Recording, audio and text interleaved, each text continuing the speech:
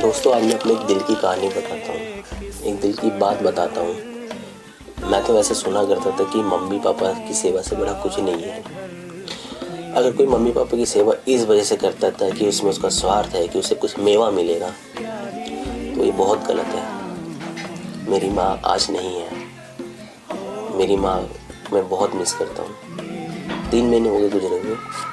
लेकिन मैं कहानी बताता हूँ कि मेरी मम्मी बड़ी बीमारी से जूझ रही थी, बीपी से, शुगर से, और भी शरीर साथ नहीं दे रहा था। 60 साल की उम्र थी। माँ को मैं बहुत प्यार करता था। कभी हमेशा रात को निकल जाऊँ तो सोती नहीं थी जब तक मैं घर पे आ जाऊँ। लेकिन जब मम्मी चली गई मेरी, तो अभी तक वो एक ऐसा इंसिडेंट है जो मुझे कभी बर्दाश्त नहीं होता, ना कभी विश्वास होता, ना सहन होता है कि माँ मेरी नहीं है। हुआ ये अब मेरे साथ कि मैं मिस करता हूँ कि काश मेरी माँ होती तो मैं उसके पैर दबाता, तेल से मालिश करता, उसके चेहरे को, उसको पार्क में ले जाके उसको घुमाता। मैं बहुत मिस करता हूँ। उसके साथ नई नई जगह पे घूमता, क्योंकि माँ ने 5 बच्चों को पाला, बहुत प्यार किया। मेरी शादी हो चुकी है, मेरी 2 महीने की बेटी है। जब मेरी माँ नहीं थी, जहाँ माँ के जाने के बाद 2 महीने बाद मेरी बेटी ने जन्म लिया। आज सोचता हूँ कि परिवार तो है, लेकिन परिवार में आज भी खालीपन है। सिर्फ और सिर्फ माँ नहीं है। आज मैं अपने पिता की इज्जत तो करता था, लेकिन पिता से बहुत दूर रहता था।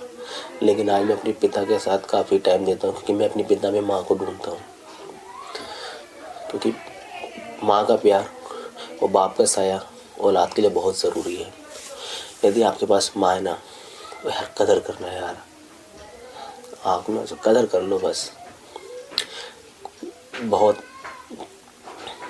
पता नहीं, मैं सोचता हूँ कि अनाथ आश्रम में, वृद्धाश्रम में कोई माँ को कैसे छोड़ सकता है।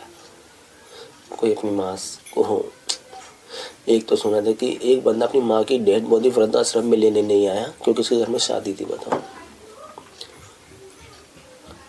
और मैं ये सोचता हूँ कि कोई ऐसे अपनी माँ को कैसे छोड़ सकता है। लेकिन जब माँ नहीं होती है ना, तो अफसोस के साथ साथ काश बड़ी यूज़ होता है कि काश होती तो ये करता, वो करता। हालांकि पहले भी जब माँ थी तो माँ के साथ मूवी देखता था, टाइम स्पेंड करता था, बातें करता था। माँ का ना होना एक तरीके से दुनिया ना होने के बराबर है।